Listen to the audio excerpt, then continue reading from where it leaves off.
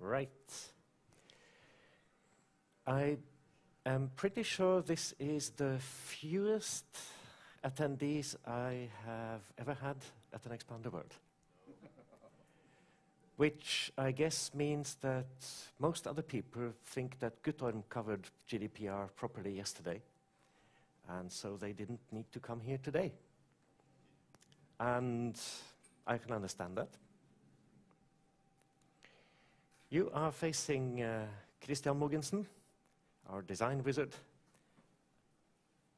He has a nice hat. Can't be a wizard without a hat. You know. Exactly. And myself, Marek. I don't use hats. I don't use Twitter. We're going to talk a little bit about GDPR and SuperOffice from the high-level perspective, and then dive into changes to the database, changes to the API, extended event logging, and we'll try to have some time for discussion towards the end. There is no GDPR API as such in SuperOffice. GDPR is, as I think Guttorm argued yesterday, something that's fundamental to a CRM product. And so the GDPR functions will appear in various places in the existing APIs, and where there are new tables or new entities, those will appear as well. But first, what is GDPR? Is it a bureaucrat sitting in an office in Brussels? Is it the end of the world? The end of the world? Almost, or completely? It's not so bad. I know Guttorm said this yesterday. Read the text. I will repeat that. Please go and read the text. It will take you a couple of hours. You can go, skim through it in less than 1 hour, and you will understand much more what it's about. And this is something as rare as politicians taking a stand on behalf of the citizens. I believe it truly is. This doesn't happen very often, but I think it is happening now. And the point is that I can get real benefits by sharing my data. If Google knows everything about where I'm going, Google will help me get there by telling me of traffic jams or strikes in the bus system or whatever. And you can multiply this by 1,000 all over your life. But the problem is that today there is not a balance of power between users and corporations. All the power is in the hands of the corporations, or used to be. And of course, a corporation will always be stronger than any small group of users can be. And so if you want balance, you need regulation. That's the only mechanism we have. The EU is big enough and rich enough to matter in this sense. It's 500 million people. Most of them have quite a bit of money. So it's a market that will not be ignored. And to tell the truth, no one else around the world gives a shit. You try privacy protections in the United States, at least under the current administration, not so much. China? Really? Russia? EU is the only place that cares about this. And the point is not to stifle innovation. It's not to say, oh, you cannot do this. It's the opposite. The point is to define a regulatory framework and a system where you actually can and will give away your personal information because you can trust the corporations you are giving it to. It also, by requiring people to actually clean up their act and their databases, they get much better data quality. I mean, hands up those here who have been disgusted by what they find in customer databases. 10-year-old prospects. I know any day now, any day. Any day now. I mean, in SuperOffice, we are going to probably delete a couple of 100,000 person records. People we are never going to contact again. And they are certainly not going to call us. So what are they doing there? Just polluting the place.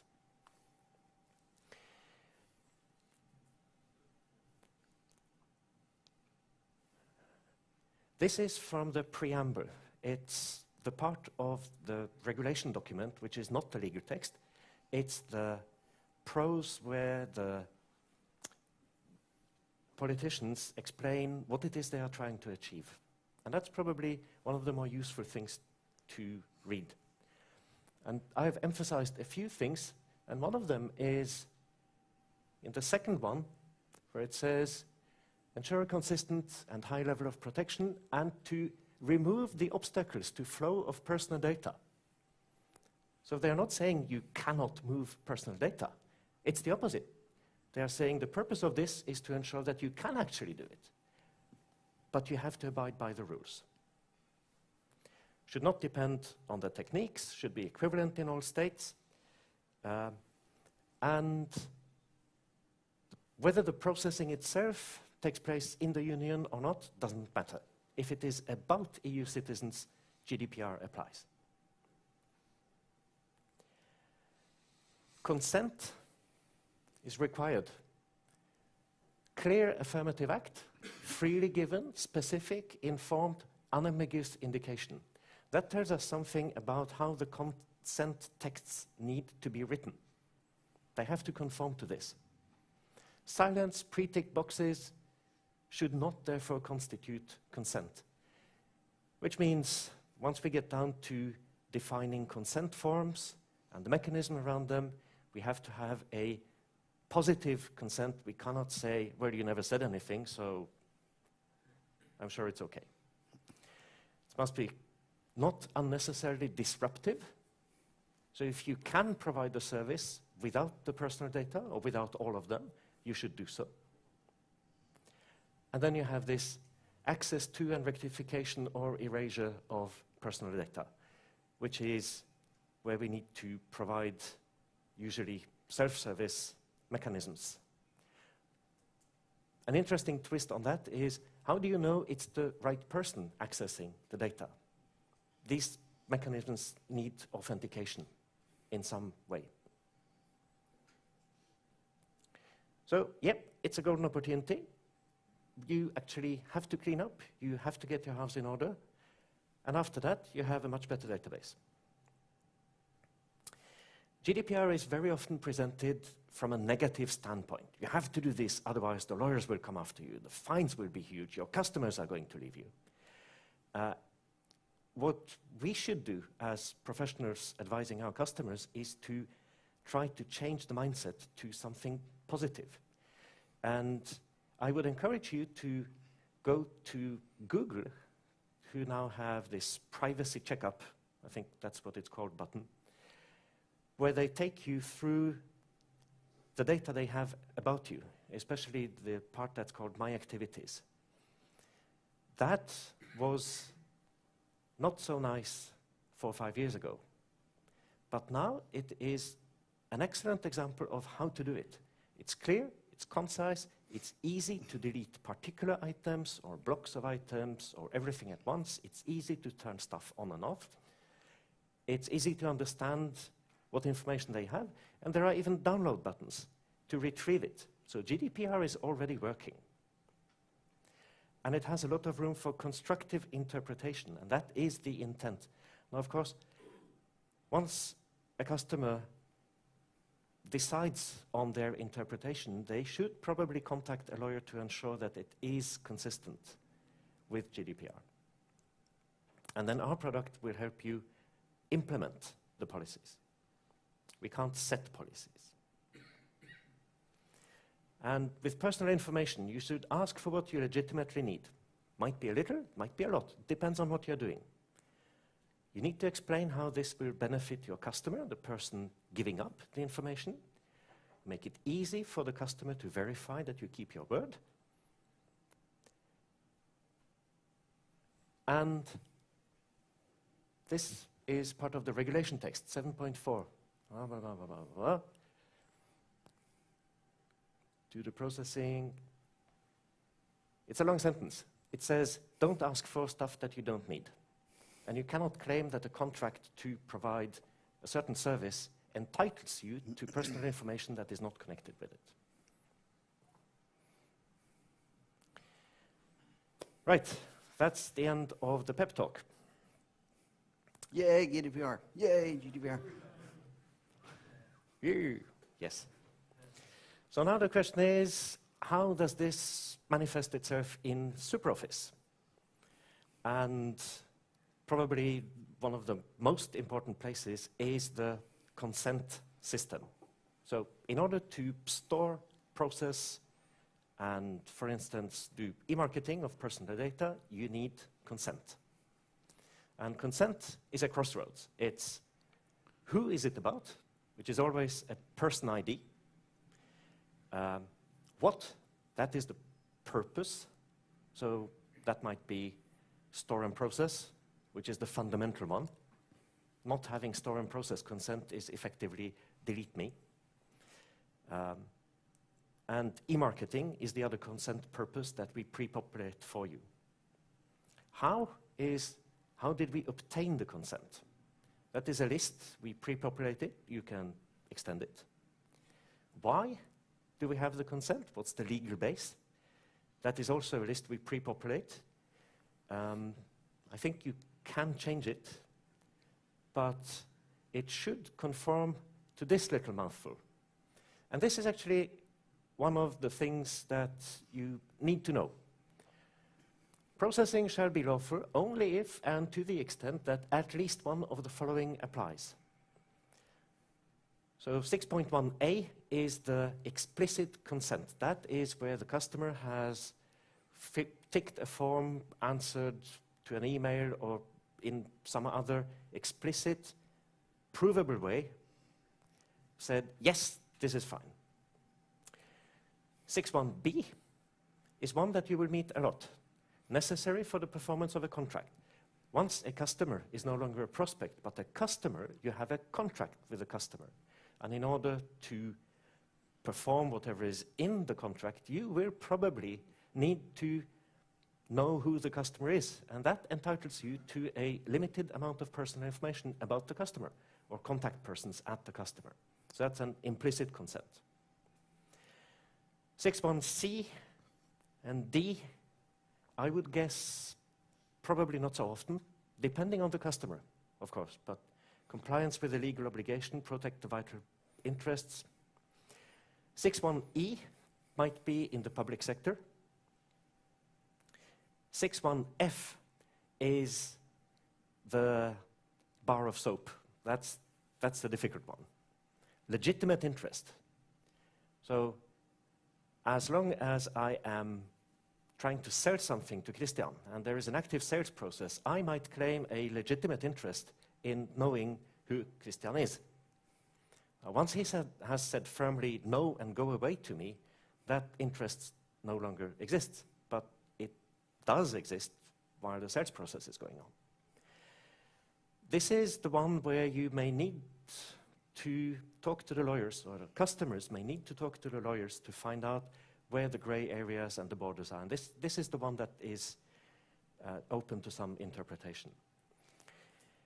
In the database, what you have is the new consent person table, which is the crossroads. That's the four-way link table, which tells us that for a certain person, we have a consent for a given purpose, such as store and process, because a form was filled in, or some other source, might have been an import of an address contact list, and the legal basis for the consent might currently be legitimate interest.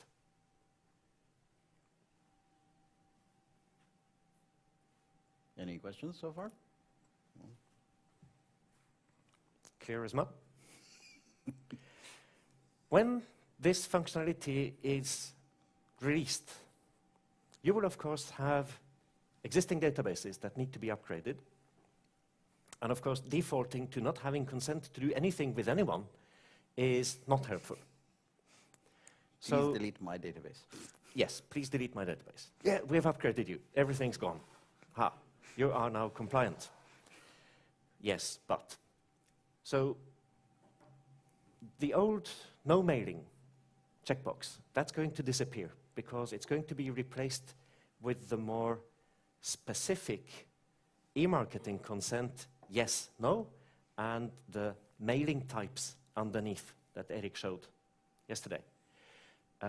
The old no mailing is going to be translated into the special consent legal base called withdrawn, meaning there is an explicit non-consent. So you see, there is a difference between not having asked and being told no. We need to remember that we've actually been told, don't pester me. So the upgrade is going to take that into account because no mailing is the old flag about that. For the store purpose, it's a bit harder because it requires interpretation. What company category is the one that denotes a customer? Well, it's probably the one called customer, but you never know what our customers have done to their category lists. And you have customer A, customer B, customer this, customer that. We're not going to try to guess. So that's what bulk update is for. You need to use bulk update to set up these consents because it requires an understanding of what the data in the customer database actually means. So in other words, consent is treated sort of like a field that you can apply in bulk update when you're setting up, saying, change these fields on this set of people. You can say, oh, set the the store consent and set the purpose to this, legal base to that. Yes. So you set up a selection of those who are customers, and then you say, I want to add the store and process consent purpose for that with legal basis contract, for instance. And then you repeat for various other ways until you have correctly set up this in the database. This will take some time. It's a qualified consultancy work that requires the customer to think carefully about their data policies. So the technical part of actually doing the bulk update, that is the smallest part of the whole project. Question? Yeah, the question on the last bullet on the previous slide, where you say it's interpretation of the customer's database. Yes. It might go implicit in all of the slides, but it's also an interpretation of how the company interprets the rules that Yes. are defined and applies to them. Yes. So that's also, that's where consulting comes in. So that's also, I guess, an important one. Yes, absolutely. But not being lawyers, we are probably not very qualified to help the company define their interpretation. No. So it's a field you want to touch very, very carefully. Does a consent have an expiry date? No, it does not. Well, there is a sort of something that you usually define as part of your the company's privacy their interpretation essentially says like we have a legitimate interest in keeping your data for 2 years, something, and then at the end of 2 years, you can go ask for more consent, like can we store more, or you're going to have to clean up essentially. So part of the GDPR is essentially encouraging companies to clean up their databases and say like, this 5-year-old prospect he's not going to call. I'm not sure yet if the consent should be, or the date should be on the consent or on the data around it, actually. The data around it, because as you accumulate activities with a person, I would say that the time limit keeps getting reset, and we don't want to put in logic that automatically does that. We also don't want to put in an automatic delete job because, of course, you might instead ask the customer or the prospect, can we keep you, please? It's there is sketches and designs for not quite an automated job, but a sort of a system to help you automatically, ask for more consent or anonymize or delete prospects that have expired. But there's like a multi-stage process before they kind of get to that final bucket. So one of the things we are going to do is introduce saint counters on the person level to help you do things like select persons where date of last activity is before 3 years ago, or things like that. Extra protection. There are certain pieces of information that require extra protection because they are particularly sensitive. If I remember correctly, we don't have any such out of the box, but of course, customers may put whatever they want into user-defined fields, and we will provide ways of indicating that a particular field in the database, user-defined field, or some other field somewhere else, because we can't predict the usage, requires such protection. And I don't know exactly what we'll do with it, but presumably encrypting it might be a good idea. Hiding it in the user interface and the APIs, so you have to have, say, a special functional right and maybe need to make a special kind of request to get the real values. You could imagine the category field being redefined to be political membership, for example. Yes. So you could search for all communists, for example. And that would be protected information. yes, once you do that, you're into this. You probably want to log. Who asked to see this? There have been a couple of interesting scandals in Norway with social security workers spying on their neighbors through the social security computer system and being caught red-handed because that system actually logs all such requests. So it was very easy to see that, yes, you have been spying on your neighbor. And finally, logging. I'll do that towards the end of the presentation. The legal requirement for logging is we need to be able to prove that storage and processing was legal at the time it happened. So if your consent is gone now, but we did have consent a year ago when we sent you that e-marketing email, we need to be able to prove that, because the auditors may ask for that proof, and the concerned person herself might ask for that proof, and we have an obligation to provide it.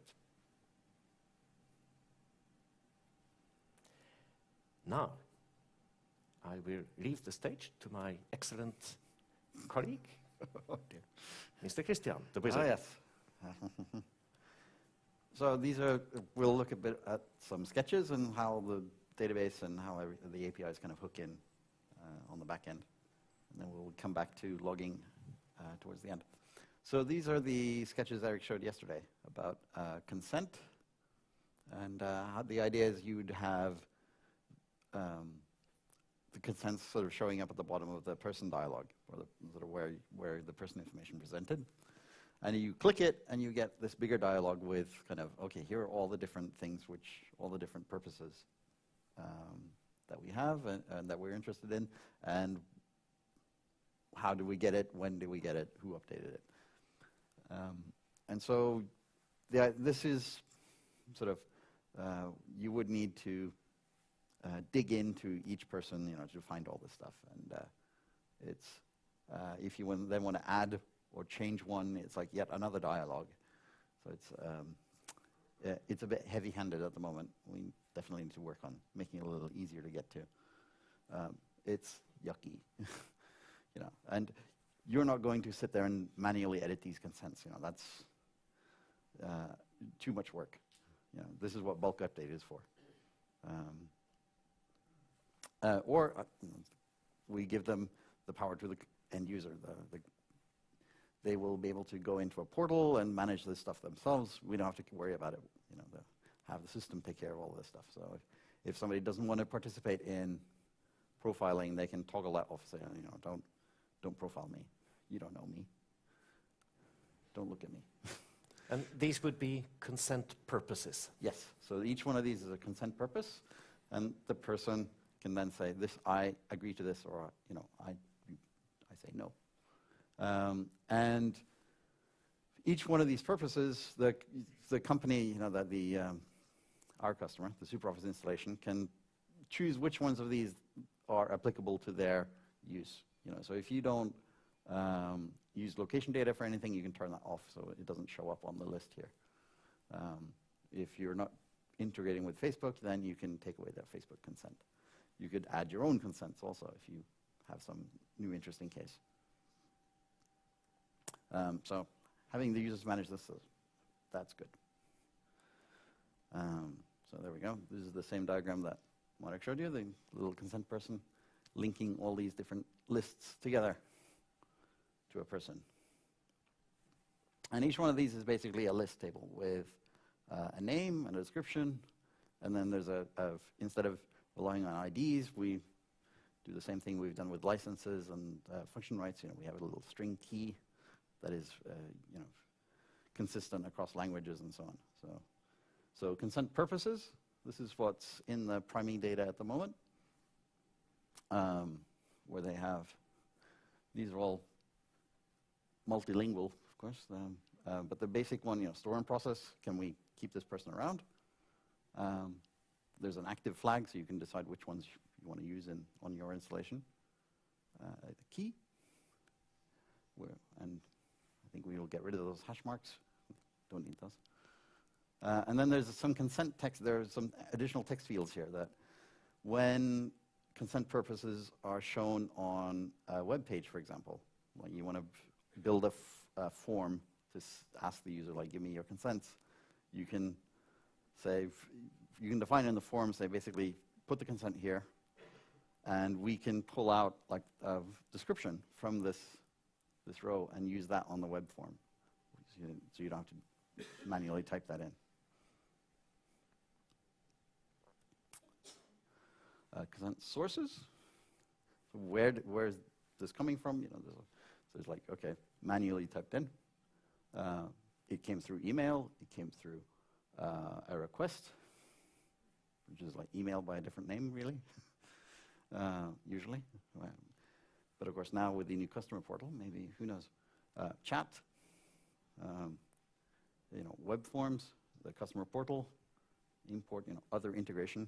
So this could be one of your systems pushing things in, a carrier pigeon or a stone tablet. You could add more things to this list. These are, having this is more of a, it's a useful pointer to like, okay, where did this information come from?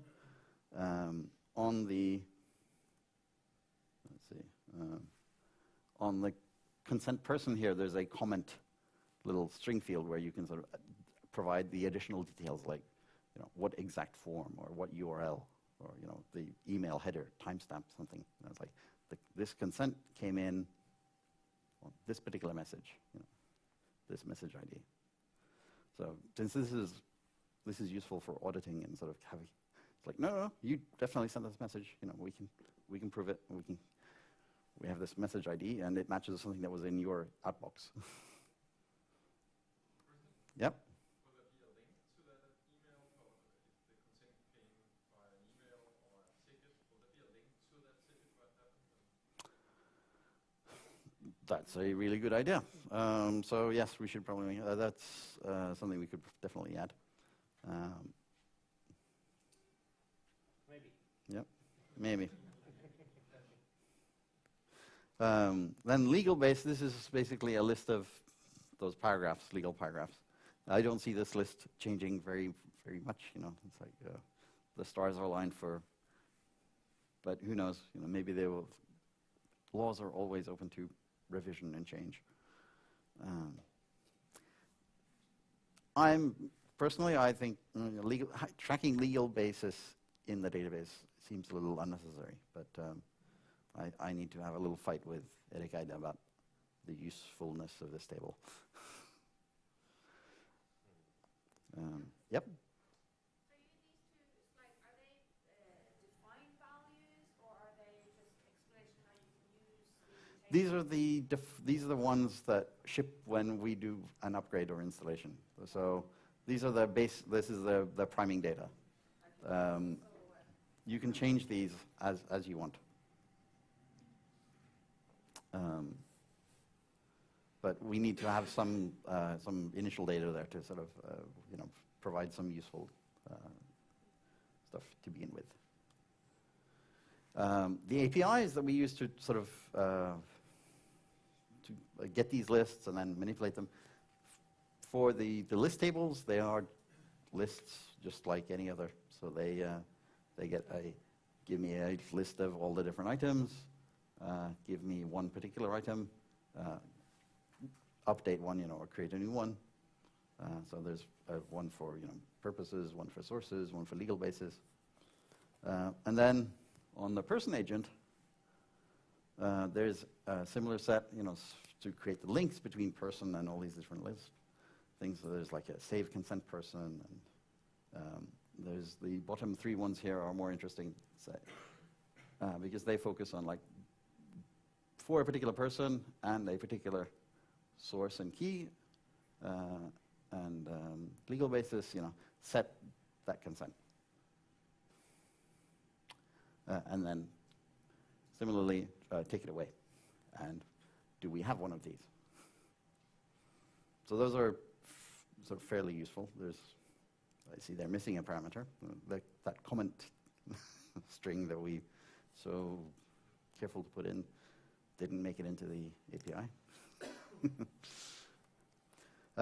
But then you don't actually have to talk to those. You can, when you go get a person, the consents for that person get stuck into the person object as a whole. So when you get a person entity, there's a consents field on there already, and that has a list, an array, and all the different consents that they have defined on them get sort of stuck in there. And with a timestamp, like when was this registered, which key and descriptive name,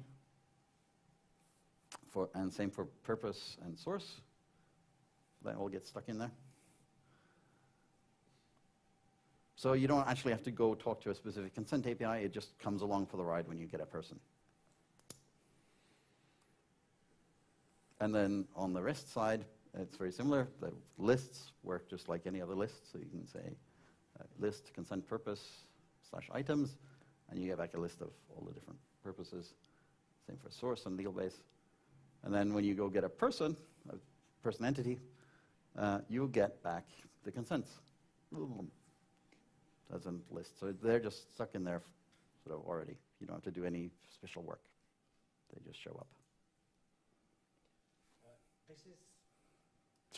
This is still a work in progress. So, 3 weeks from now, perhaps 1 or 2 of these fields might or might not be there anymore, or other fields might appear. It's at that stage of the development. I need one of those under construction GIFs. Remember those? Yes. Digging. I do believe that we yesterday decided that we don't want a valid from field because it doesn't really make sense. So that gives you an impression of where we are. We're agile. Yes. Flexible. So let's see. Oh yeah. So for example, one question: should we have a separate consents section where you can just go manipulate consents without having to deal with the whole rest of them? One of the interesting things is the consents table here is read-only, so if you add more consents to this and try and save it back, the person agent at the moment will kind of go and will throw away any changes you make to consents. It'll ignore them.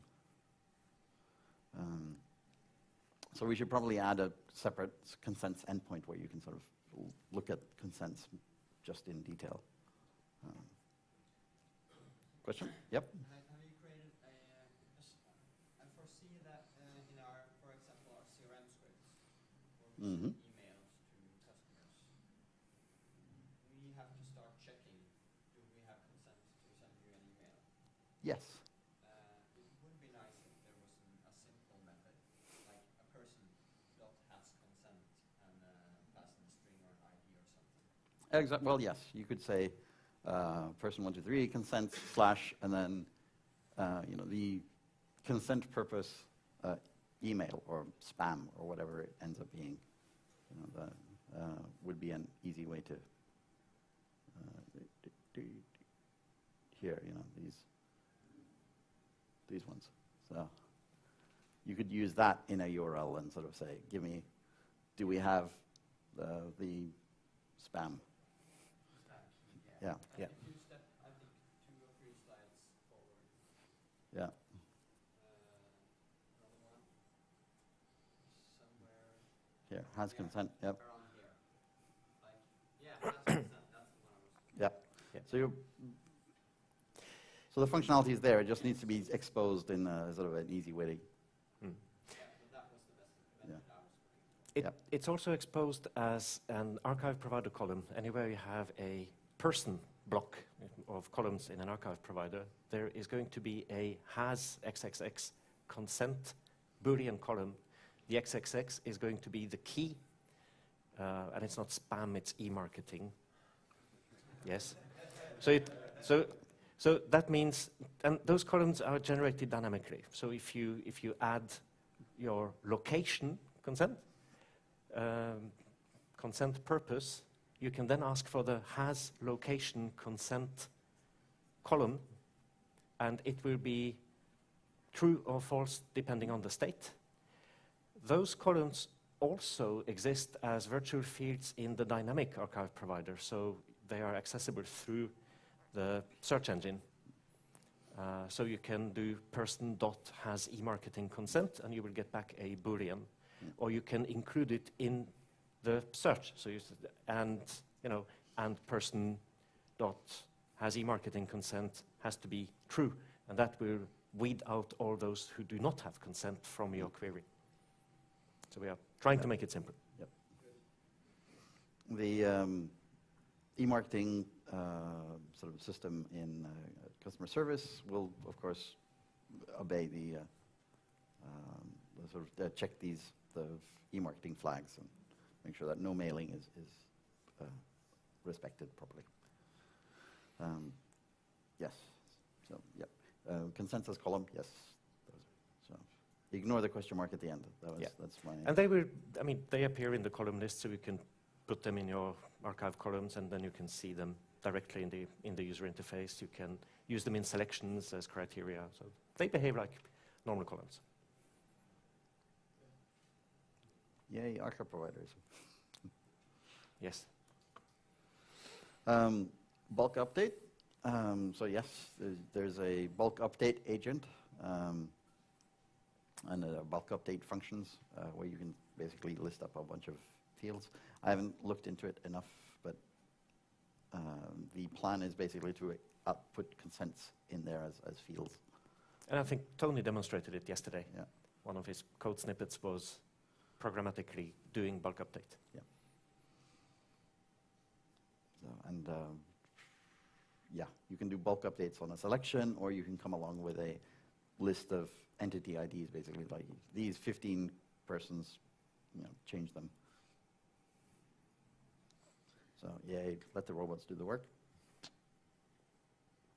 Bulk update is running in the background and in online. That means actually on a separate server, so it doesn't sync the front-end web server that the interactive system is running on. On-site, it's running on whatever the batch. Yes, I believe so. So usually that means on the web server. Yeah, and in the Windows client, it's running in the background in the Windows client. So you can actually, I think you can actually do other stuff while it's running. And Conrad if you- spent a lot of time on that. Yeah. If you quit the Windows client, it'll stop updating. Yes. So yes, if in doubt, pull the power cord. Mailing types. This is the little, for mailings, there's a new field essentially up on the top. It says this is a type of, the type of thing. And on each person can then sort of say, which one of these types or what types am I interested in? And there's a toggle to sort of turn them all on, off, essentially. That toggle is actually hardwired to the e-marketing consent purpose. Yeah. So it's like a master switch. That's hard coded. Yeah, that's hard-coded because The e-marketing purpose is, as far as I know, the only one that actually has an influence on functionality within the product. Everything else is there for auditing and for use in selections and whatever processes might be defined around it. But the e-marketing consent is actually has functionality connected to it. So don't delete it. Yeah. Or don't rename it to something completely different. I think we'll probably protect it somehow and say, no, you have Which to. ones are built in? Yes. Yep. Database question. This is shown in the interests tab. Yes. Is it in database as well? Interests? No. Come into that. Okay. Don't worry. We all will be revealed. I was just wondering why it's not a mailing tab. Because there are too many damn tabs already. And Eric was like, why have, to think, we spent so much time getting the interest to show up nicely in 2 columns and sort of sort properly and so on. Yeah, that was fun for the 15 years it lasted,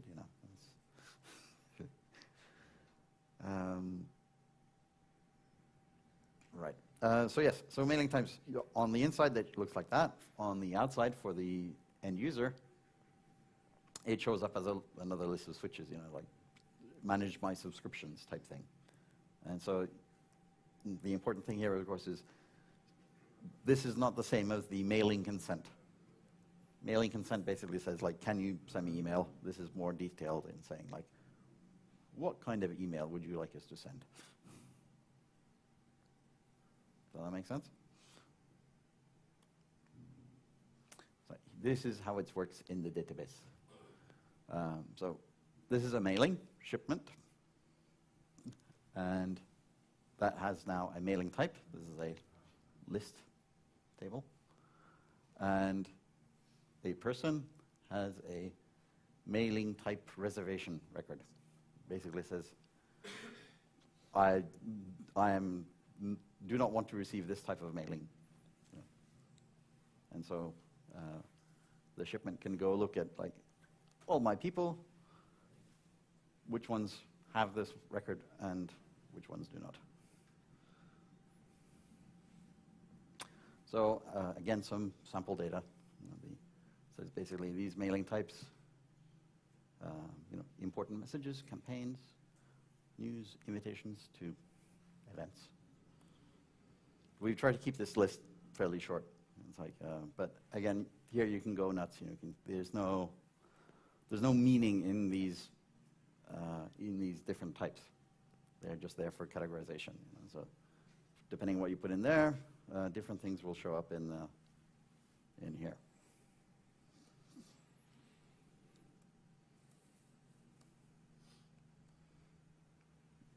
And then there's no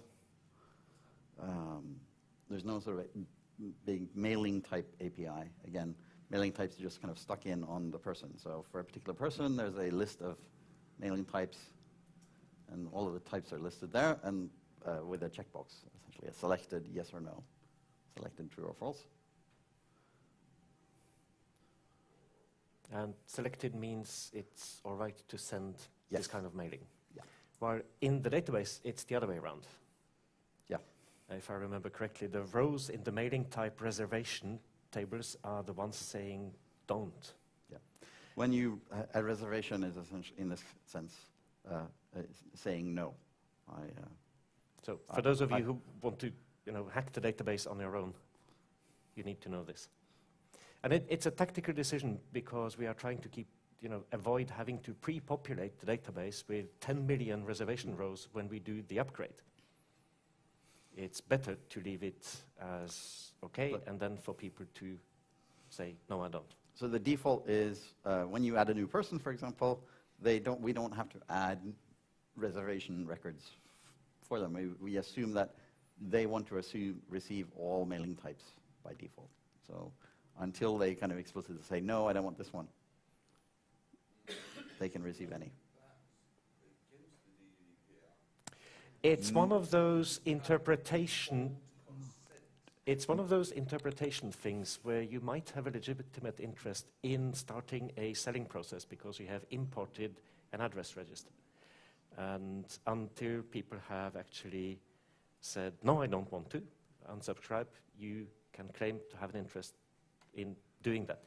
This is what you need the lawyers for. But you know, speaking from a practical product standpoint, a CRM product that does not allow you to do marketing campaigns is not going to do well in the market. One of the things that all these websites were, well, when I'm on here, this checkbox saying, yes, of course you can send me mailings is automatically filled out. No, that isn't allowed. That's true. But this is not consent. This is specifically what kind of mailings, what kind of... What you're doing there is you say, yes, you can send me newsletters, you can send me this. Oh, yeah, yeah. I haven't said you can't. Provided you have given, provided you have given consent to receiving any marketing at all, you then are liable to receive any category until you opt out of the mailings, the specific mailing types. Now, the position of the master switch saying, can we send something to you at all? That is a consent, and that is covered by the rules. So this, that is the consent. So basically, if you don't have the... That's default off, yes. Yes. But the ones underneath are sort of default on. So once you've given consent, we assume that we can send you anything. Yeah. Yeah. Exactly. Then you can opt out in detail afterwards. Yes.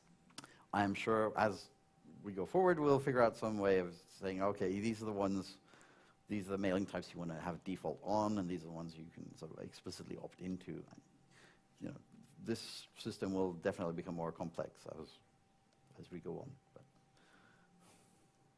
But for next year, at least, it's going to be pretty straightforward like that. So let's see. Boom, boom, boom. Category types. Marek talked a little bit at the beginning about how there are lots of different types of customer category lists, and sort of people put all kinds of strange things in there. We don't know which ones meet our customers and which ones are not. And we need to, in order to do automatic classification and so on, and clean up prospects, we need to know which ones are customers, which ones are actually prospects. And so introducing this type field on the category list item is going to help us deal with that. And again, this is where we have lots of ideas, but nothing's really set in stone yet. But essentially, this will be a type field on a category list item, saying like this represents a customer. These 4 different ABC VIP category types. You already have the headings on lists that you can activate that you can use. Yeah, but they don't have semantic meaning. We don't have an easy way to recognize them, that this heading has some specific meaning, saying like these are prospects and so on. So this is a way for us to tag things with a little more sort of database rigorousness, essentially. So the need for that is because you don't then have to search for this category and this category and this category? You can just say, give me all the customers, give me all the ones who have a category of type customer. And then you get customer A, customer B, customer C, and VIP, kind of all. So it's But you will still, the program will still not know that it's actually a customer. It's just for you to be able to search for more categories at once. Yes, but also the goal is to have automatic sort of processes which says, okay, the ones who are not customers, the ones who are prospects, these prospects have no activity for the past 2 years. We can move those over into a new category and say these are lost, or sort of. Prospects are just it would mean that we have certain category types that we pre-populate and that actually mean something to our code. Yeah. Just like we do with the purpose. So the consent purpose e-marketing actually means it's bound to functionality.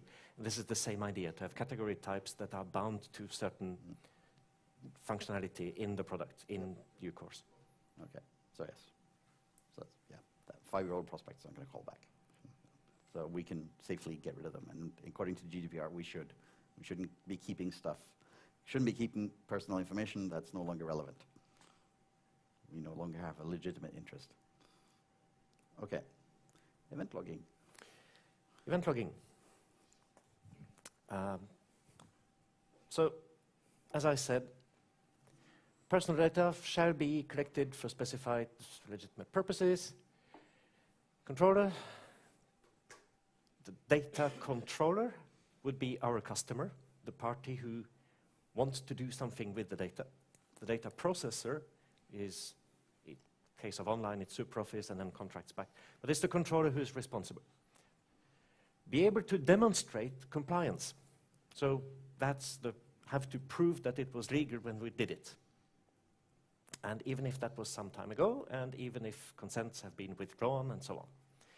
And our current thinking is that the consent purpose table is going to contain the current state for every person, not historical information, because that would bloat it.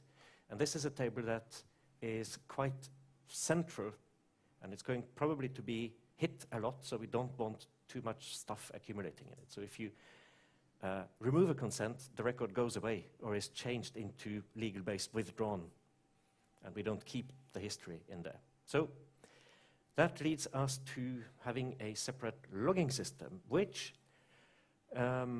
is not as complicated as this might look. The idea is an update happens to a table that is interesting from a GDPR point of view. That would be person, email, phone, address, these sort of tables. We intercept that. We locate the parent, just like the free text indexer does. So, yeah, you are changing a phone record. That's interesting. But what's more interesting is who is the owner.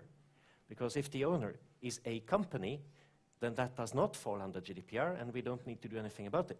If it is a person, then we need to remember it. So we need to locate the owner of the record.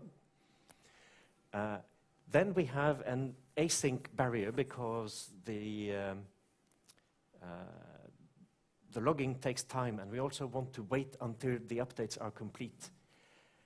Then we fetch the post-update state of the whole entity. So if you change a person phone number, we are going to fetch the entire person entity with all its phone numbers, emails, consents, everything.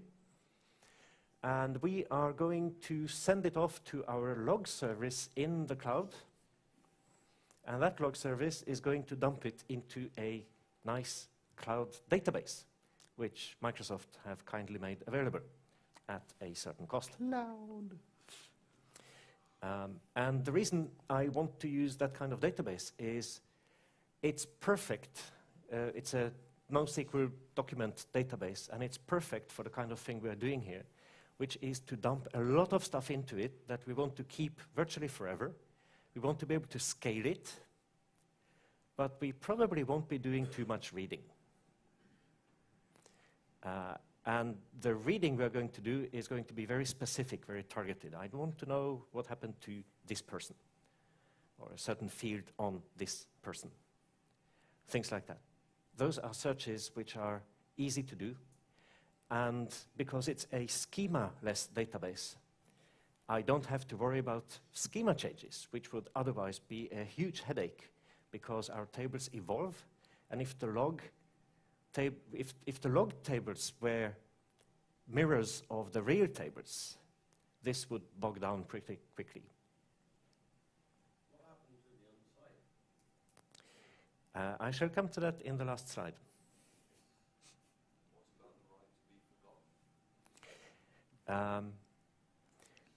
That's an interesting point. It's also one of the sometimes strawman arguments brought up in GDPR discussions that were, what do I do with my backups? Do I have to go back and remove you from a backup if you ask to be deleted? And the GDPR preamble actually answers that one, saying that is probably prohibitively hard to do from a technical and cost perspective.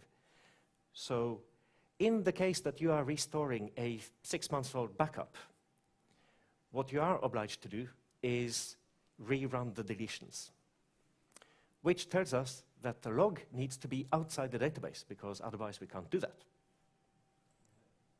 Haha. But that also brings up an interesting point about sort of partners and connected apps. It's like somebody says, forget me. That forget me also needs to be logged and distributed to all the connected different apps to say, you should remove any personal information you have about this particular subject. Forget me, okay, prove that you had permission to send me that mail a year ago. I don't know, because I don't know who you are. Yeah, it does get complicated, and that's where you need to interpret GDPR in a way that serves your purpose and can be accomplished for a reasonable amount of effort.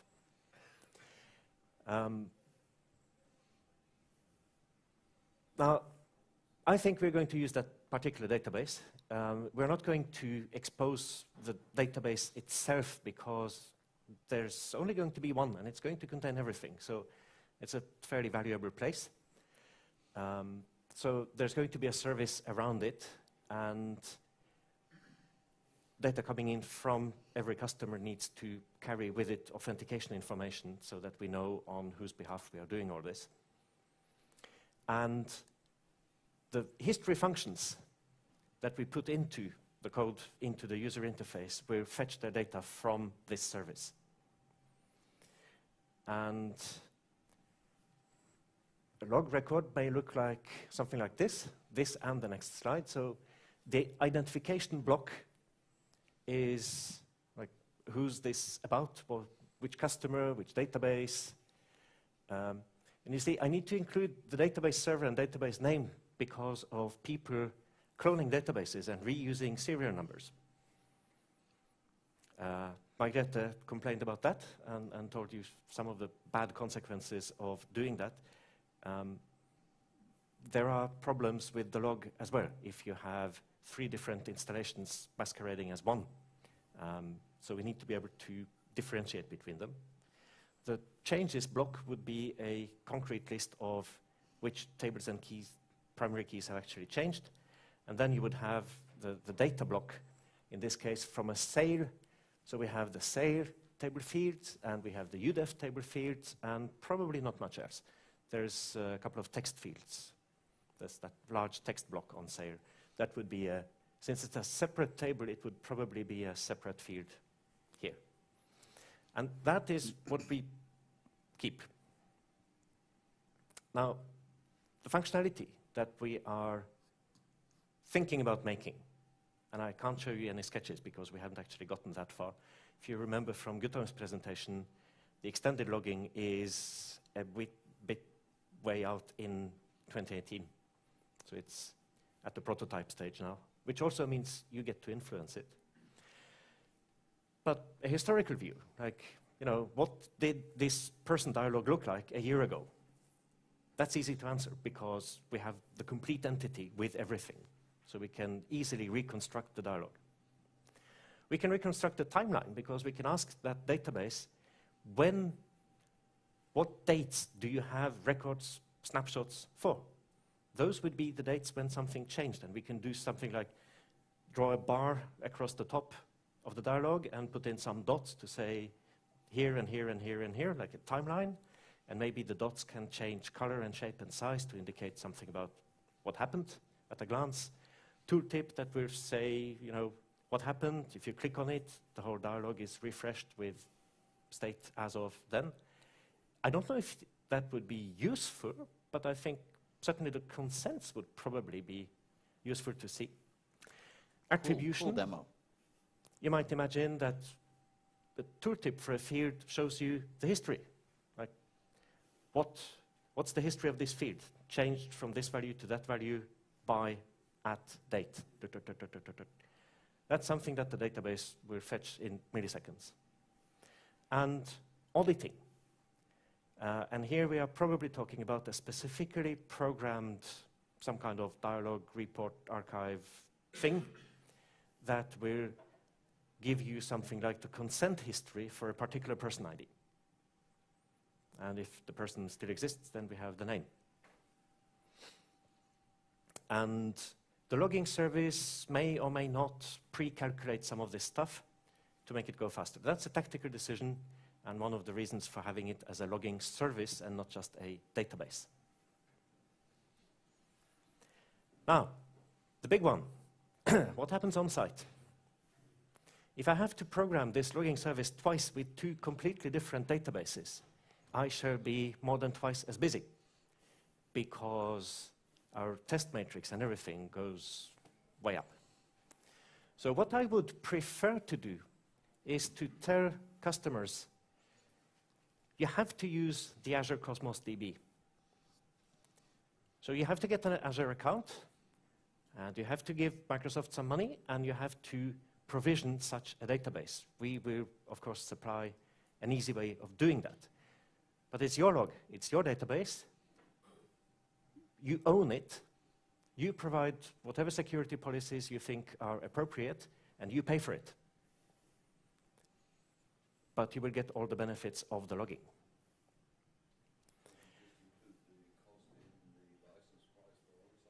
No, because I don't know what the cost is going to be, because it depends on how large a scale-out you order from Microsoft.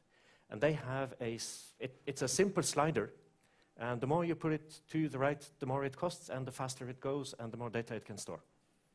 And you can do that dynamically. So you pull the slider, and 15 seconds later, you have rescaled your database, and your build changes. Plus, also, there's an assumption here that on-site customers want to have control of their own data, so they would not be keen on shipping everything they do up into our cloud. Like say, And that would be if they were okay with that, they would be in our cloud. Yes. So,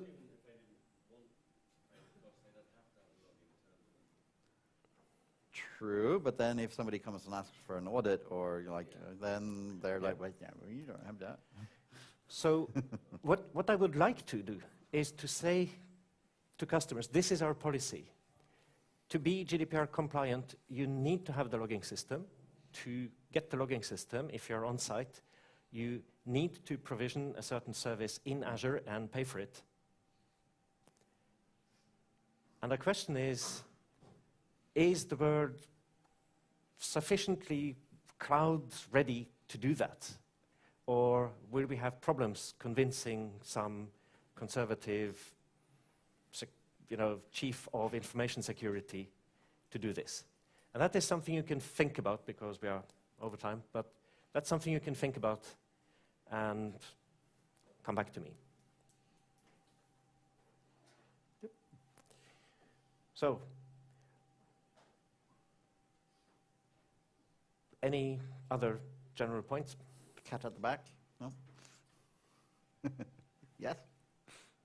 Probably there's some fluid, or probably some reporting on this. Dashboards are anything. Mike, I think it was you who mentioned that all these fields will be searchable because they will be in the archive provided. The consent, whether a certain consent purpose, or whether consent for a certain purpose exists on a particular person, that is going to be in the archives and searchable, yes. Okay, so the opposite thing will not be because the data isn't there. So Oh, no, the column is implemented in such a way that you can search for it both positively and negatively. oh, beautiful. Of course it's me. Of course, because you do need to be able to do those searches both ways. So it works both ways, yes. If you're going to be implementing change log at that level, which is something some of the customers have asked about, who changed it when? Yes. Have you considered including a functionality to actually revert back to a previous state? Yes, I've considered it. No, I'm not going to do it as part of the first release. Not as part of the first release, but It's obviously theoretically possible, given that you have the data. Yeah. change the phone number yesterday, that's wrong, I want to go back to what it was before. Yes.